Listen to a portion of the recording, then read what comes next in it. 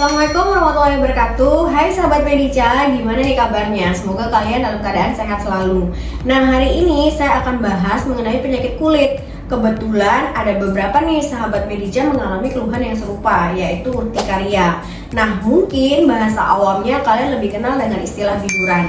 Untuk tahu lebih lanjut, kalian simak penjelasan saya berikut ini ya. Urtikaria atau dikenal sebagai biduran yaitu suatu kondisi peninggian pada kulit. Biasanya orang awam menyebutkan dengan istilah adanya bentol-bentol pada kulit, baik yang sewarna dengan kulit atau berwarna kemerahan. Bahkan ada bagian tertentu yang mengalami siklus gatal garuk. Misalnya nih, kalian mengalami urtikaria dan kalian menggaruk, biasanya gambarannya lebih luas lagi seperti berbentuk pulau. Untuk gambaran urtikaria biasanya ada yang berbentuk bulat, berbentuk cincin, atau mungkin yang lebih besar berbentuk pulau seperti saya jelaskan di awal. Urtikaria ini sebenarnya keadaannya kambuh-kambuhan. Biasanya lebih sering pada orang yang memiliki riwayat alergi. Urtikaria ini dibagi menjadi dua.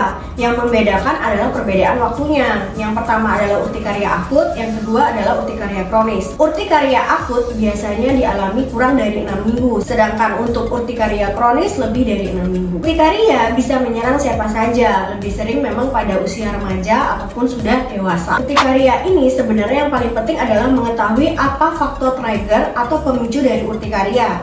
Berikut ini adalah beberapa hal yang bisa memicu urtikaria. Yang pertama, memang pasiennya memiliki bakat alergi. Yang kedua, bakat alergi ini harus diketahui nih, apakah dari makanan, perubahan cuaca, atau mungkin yang paling sering dilupakan adalah kondisi stres. Dengan mengetahui beberapa faktor pemicunya, maka urtikaria ini akan dapat kita atasi. Misalnya contoh kalian mengalami urtikaria pada perubahan cuaca yang ekstrim, baik itu cuaca yang bersifat dingin atau cuaca yang bersifat panas. Yang harus kita lakukan adalah kita menyesuaikan dengan keadaan tersebut. Misalnya, pada saat cuaca panas kita memakai baju yang menyerap keringat, atau di dalam ruangan kita atur nih supaya kita mendapatkan suhu ruangan yang memang cocok untuk kita. Sebaliknya, jika cuaca dingin berarti kalian harus memakai pakaian yang memang agak tebal. Kemudian jika ada AC atau lainnya, sebaiknya kalian menyesuaikan dengan kondisi di mana kalian aman untuk tidak terjadi urtikaria. Urtikaria biasanya dari pemeriksaan fisik atau klinis sudah terlihat jelas.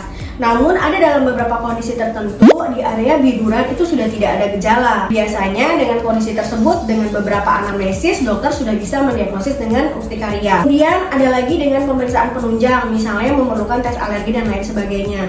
Tes alergi ini yang perlu diketahui adalah untuk mengetahui apa sih alergen tertentu yang menyebabkan terjadinya urtikaria. Tes alergi yang dilakukan biasanya namanya uji tusuk. Jadi beberapa alergen, misalnya sejumlah 28 alergen, dicoba untuk diteskan di kulit kita, mana yang menimbulkan alergi. Maka bahan-bahan tersebut yang harus kalian hindari. Lantas bagaimana cara pengobatan urtikaria?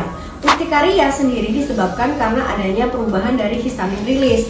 Nah, untuk mengobatinya tentu saja kita memberikan antihistamin.